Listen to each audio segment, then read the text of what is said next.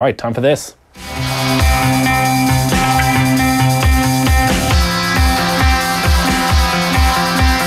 All right, so Pat Nevin has succeeded where football failed. You are home, Pat. Yeah, I managed to get home just marginally before the England football team. And yeah, I was actually in St. Petersburg yesterday, managed to get back. I could have supposed I've stayed in St. Petersburg for the third, fourth playoff, but I would rather basically jump onto a bed of nails and do that. So I'm back after a month, and it was a brilliant month. I have to say, I absolutely loved Russia. And if I stayed in St. Petersburg for another 3 or 4 days, it would have been for the place, not necessarily the game. Yeah, the overwhelming feeling coming out of Russia has been positive. Every journalist, every supporter we've spoken to there seems to have been taken aback by the warmth of the welcome, not what they had at all imagined this World Cup would be. What were the real standout moments? Well, so many standout moments. I mean, on the pitch, there were some great ones. I mean, the game where the Mexicans beat the Germans, it was phenomenal. The tactics of that were absolutely brilliant. Really loved the Iceland game against the Argentinians, was that one as well. You go a long way to see a better technical game of football than when the Belgians were playing just the other night. You know, I was looking forward to what was going to be a good game against Brazil, but it was an absolutely brilliant game. And as a technical spectacle, it was absolutely off scale. All the usual things you see at a World Cup, you know, the fans were singing and meeting up and just mingling brilliantly. And all the stuff that you heard and expected about Russia, you know, it was going to be people following you about. It's this police state attitude. And you go there and you think, that's garbage. That's just rubbish. It's just perfectly normal place. Very likeable people, very open people. Beautiful country. And I love it when people say, what's Russia like? It's like saying to somebody, what's Europe like? It's a wee bit different, you know. If you're in the south of Spain or if you're in the north of Scotland, they're kind of quite different. And Russia's that multiplied by about 10. But I did not. I honestly don't think I can say I had one negative experience the entire time I was there. And to be honest, I find that I struggle to say that about any country in the world I've been to. Yeah, it's great. And it's great to hear as well. And from a football point of view, you touched on Belgium, Brazil, which does feel as though, from a purely technical standpoint, it was probably the standout game of this tournament. And semi-finals then are often very nervous affairs. There's more to lose.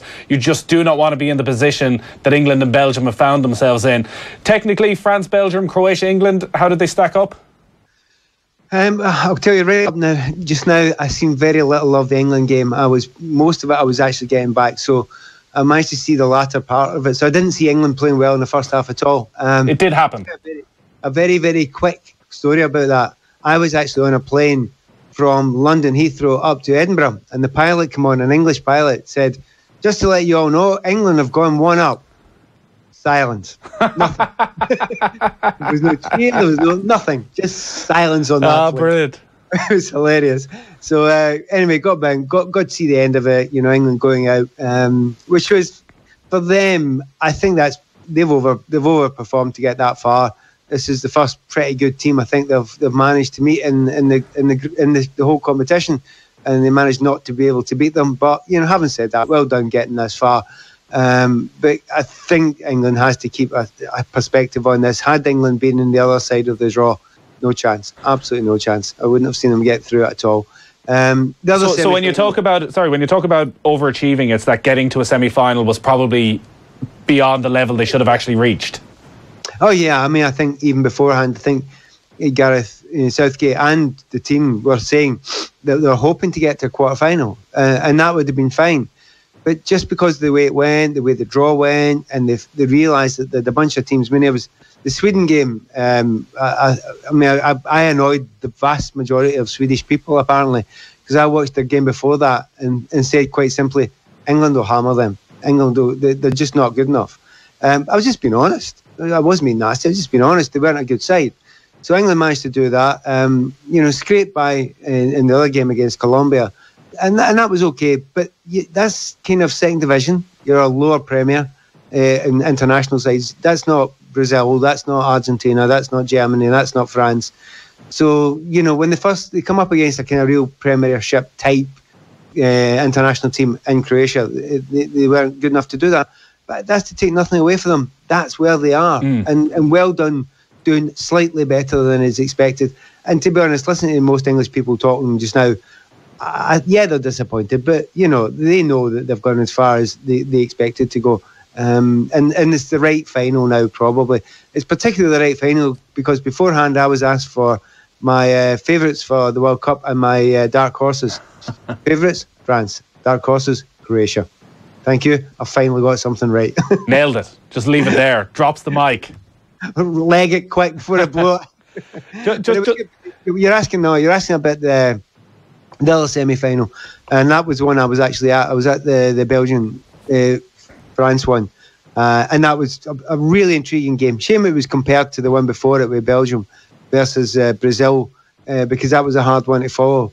But again, as a tactical and technical game, it was very, very interesting to be there. And even though the Belgians had 64% of possession, at no point after the French scored that goal did I think there was any chance of the Belgians getting back in it. They were that controlled and dominant with their structure. The French I described it, intelligent people would call it a mature performance. I basically call it grown up. They look like a grown up team. To be honest, there's a lot of teams at this World Cup that haven't looked like grown up teams. They've all had big, massive gaps and problems in their tactics. They don't look like that. They look like the finished article. Well, we had John Giles in just a little bit earlier on, and he was using those exact words pretty much about Paul Pogba's performance. It was his most professional, his most grown-up performance he had seen from him from club or country. Being there, watching Pogba, what was noticeably different from the Pogba that people have grown so frustrated with? Well, you would have got frustrated in the first half if you'd been at the stadium, because a lot of the stuff that happened off camera was basically Fellaini was hammering him. It was absolutely hammering him. He was running him everywhere. He was taking him up to centre forward, and he couldn't get involved in the game. But slowly but surely, he didn't panic. He didn't try and hit out. He didn't get petulant. He just kept on playing and playing and playing. And by the second half, Pogba had then become the dominant of those two. And remember, Fellaini was a big player for Robbie Martinez.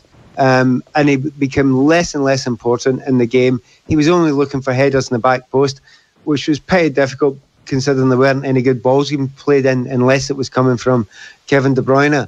So it was a maturity, yes. He didn't get panicked. He also, there's something else about Pogba. He was really, really good, but he's still massively in the shadow of Kante.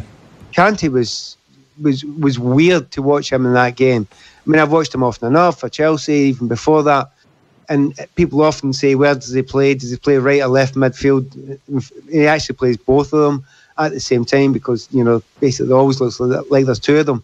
There was a couple of moments in the game where he was detailed just for a moment to mark Eden Hazard. Tough guy to mark. They know each other well enough, but he marked him. But Hazard would flick the ball away. It would land at, Kevin De Bruyne. And there's Kante standing beside De Bruyne. I'm thinking, how'd you do that? He's actually marking two of the best players in the world and basically ensuring that they both done very, very little in the entire game. I wouldn't blame De Bruyne for that, to be honest. He needed a little bit of help and he didn't get much. But so, in short, Pogba played really well.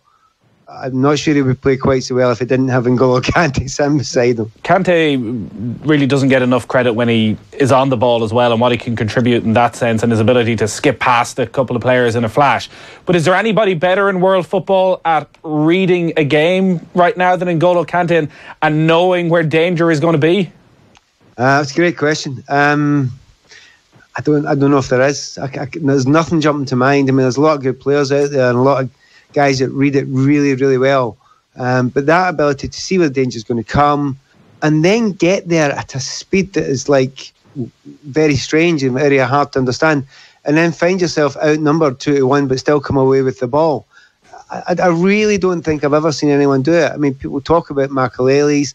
I was fortunate enough to play against Brian Robson when he was fantastic. But, over in Ireland, you remember it was like Paul McGrath is a classic example of this. You put McGrath anywhere, and no one get by him. I can remember the times in my career I get by Paul McGrath because it was that rare. You don't think about that with other people. Kante's like that. You just don't get by him. Nobody does. And those guys, you talk about them, but within the game, they are so few and far between. I know Paul and N'Golo were different positions a lot of the time, but of that ilk, they are just unusual and strange and weird human beings that could do things that something mere mortals couldn't. So is that just speed of thought? They're half a second ahead of you all the time. Yeah, I remember having a laugh before. I was chatting to Joe about this a while back, and I said to him, I have a suspicion that they can actually play with time. They've got one of those things for Harry Potter called a time turner. They're actually half a second ahead of all the rest of us, so they're working in a different time zone from us, you know. So they seem to learn it and understand it, and the speed of their thoughts, one thing, that's it. They seem to have a simple knowledge of how the game will progress. But it's not just like 2 or 3 seconds before when you can read it. The Greece used to do that. I've known one or two people they just saw how a game was going to develop. But the likes of Kante and that, it's like it's milliseconds ahead. So when someone goes to turn to go right, they're standing there. You think, well, how did you know I was going to do that? But they always seem to be able to read it. And he has that. I could go on forever about him. There's nothing got to do with him playing with Chelsea or anything. He is utterly fabulous. You stick him in there, Pogba doing his job in front of him.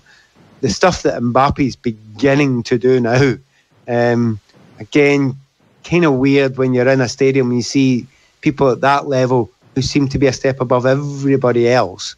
And there was a couple of things. I'm sure you saw the little drag back heel flick that he done against Belgium, Mbappe. To have the skill to do it, yeah, fine. To have, the imagination to do it, yeah, great. But I still don't know how he knew his mate was 8 yards behind him, behind 2 people, and he had 3 guys chasing him, and he still played this perfect ball in. And after that, you began to see, the little flicks and tricks that he's capable of. And he's a kid. He's 19, and he was so far ahead of everyone he was playing against. And of course, the pace. That's another one of those things when you see it actually in the flesh in the stadium. There's something kind of eerie about it because everybody just kind of gasps as soon as he takes off, and you think, "Oh my God, nobody can get close to him." Maybe one guy. Maybe Varane could, and that they're playing in the same team. We're not going to find out. Yeah, so I'm going to ask you for your prediction, but the way you're talking about France, I feel it's only going one way. John Giles' feeling was that the midfield battle is everything, that if France even get parity against Modric and Rakitic, if Pogba and Kante can stand up to the two of them, France should win this game because you look at the other 9 players on the pitch and they're vastly superior to Croatia. What's your thinking on it? I would immediately bow to John Giles' superior knowledge of midfield play for a kick-off, as I always would. But looking at him, I don't think there's anybody better in the world in what Kante does. And looking at, we know Rakitic is a great player and he's got good creativity, and Modric is very special. But I went to see Modric playing in the game. Oh, God, so many games you get lost a little bit. They were playing in the game, was it Russia? The second last game. Anyway, 2 games before this. They had 2 draws. No, Denmark. That was it. Denmark. And honestly, terrible. He just kept on playing it right back. Didn't get involved in the play. Just kept on playing the same long 70-yard ball to Mandzukic. And it was actually really disappointing. And of course, myself, like many people, would turn up to, if he was playing around the back, I'd stand at my window and just look at him. If he was playing on his own, love him so much, Modric, but he can be done. And at the moment, if you put him up against Kante, I'm backing Kante all the way. Right. And Pogba against Rakitic, again, it's the physique of Pogba might just about do the job, and that'll leave the rest of the team. And I do honestly think Mbappe's got something extra special. Griezmann's got it as well, to some slightly lesser degree. Yeah, do you think Mbappe has something extra special that in 10 years' time we're going to be talking extra special Messi, Ronaldo type level? I wouldn't write that off. Now, that's an easy line, and people say that easily, don't they? I wouldn't say that line easily at all, because I think we're living in an era, or just coming to the end of that era, where Messi and Ronaldo have been 2 of the best players that have ever played football in its history. And I mean, really, in the top 4 or 5, easily in the top 4 or 5 that have ever played football. So it's easy to say, oh, he's the next one of them. You get them once every 2 or 3 generations. So to expect him to come up and do it to that level is massive expectation. So, but if anyone's capable of it, he is the only one. He's by miles the only one that's capable of getting to that level. He's already surpassed for me the level of Griezmann, somebody asked me a question the other night. Ronaldo's now gone. He's left Real Madrid. They appear to be sniffing around Hazard and Mbappe. Which do you think? And I said, look, give me a second to think about that Mbappe. And that's somebody who loves Hazard. I was going to say, is that with your Chelsea hat on? No, it's not. That's with my football hat on. No, it's absolutely not. But I think Barcelona would be a better fit for Hazard anyway. But whether he goes or whether he doesn't, who knows? But if I was Real Madrid and I was looking for the next Galactico, it's got to be Mbappe. There's not even a question mark. It's got to be him. Just while you're mentioning Chelsea, and you really are back to reality, we're 4 weeks and 1 day away from the start of the new Premier League season. Antonio Conte is about to be sacked by Chelsea. They're going to announce, it seems, Maurizio Sarri as his replacement. Was this just inevitable, Conte, when you look back at his time in charge? Would you call it a success? Well, it's inevitable if you're a Chelsea manager. It's nothing got to do with Conte. It's just if you're a Chelsea manager. Well, you think about it. He won the league 1 year and he won the cup the next year. So there's a bit of you that looks at it. And he missed out getting into Champions League by a whisker as well. So for most people in the world, that's pretty successful. But at Chelsea at the moment, there seems to be some sort of breakdown between him and a number of players that has been suggested. I couldn't back that up. I wouldn't know if that's true or not. But it's not been perfect between himself and the club at the end part of the season. So they're going to move, and I happen to get to know Antonio a little bit. I actually really liked him. I rate him highly as a manager. He'll get another absolutely fantastic job when he wants it. Am I over worried and concerned and think it's the end for Chelsea? No, afraid not. You just get another good manager, and Sarri's another really good manager. He'll bring some interesting, different ideas. They'll be up challenging for the top four again. Yeah. Notice I didn't say winning the league. I said top four again. I think things have moved on. In the last... Just on what you got to know of Antonio Conte, being at Chelsea and the way that the relationship seemed to have broken down, is he someone who would be quite affected by that and frustrated and disappointed, or is he a thoroughly modern football manager, except this is the way things go and you move from one job, you get your payout, you move to another?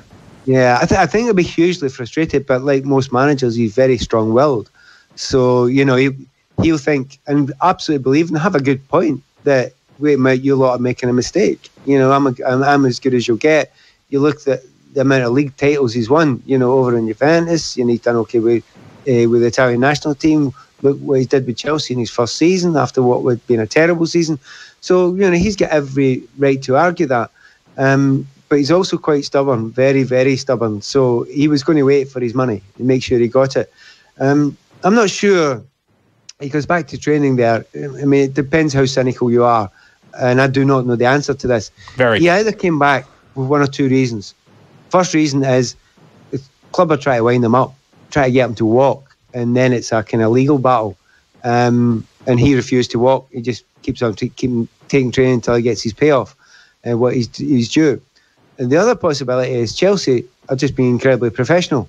They hadn't got Sarri tied up. So there is no reason why you should get rid of a world-class manager until you've got the next guy 100%, every single T crossed and I dotted, tied up. So you keep Conte working away. In case that, many a slip, twixt, cup and lip, we all know that one. So, it's one of those ones, you take your pick, whatever one you believe. Neither actually makes any difference. He was always going to go. There's always going to be a new man in. Even though it's still, I don't think it's been, I'm not sure if 100% if it's actually on the Chelsea website yet, but I would be stunned if that actually didn't happen. And also, I'd be really surprised if Sarri was anything other than a pretty good success. All right, we will have a lot more time to talk about Chelsea and the new Premier League season over the coming weeks. Great stuff, Pat. Looking forward to seeing you then. Bye now. Off the ball on News Talk. We hear about this a lot, that we have a lack of substitute teachers, we can't get cover, the class numbers are growing. Where does the problem actually lie? Well, you certainly hear about it a lot, and many of your listeners hear about it a lot, but the Minister, the one person who can do something about it, doesn't seem to be listening. Hear the full Lunchtime Live podcast at newstalk.com and on the News Talk app. Put the brakes on search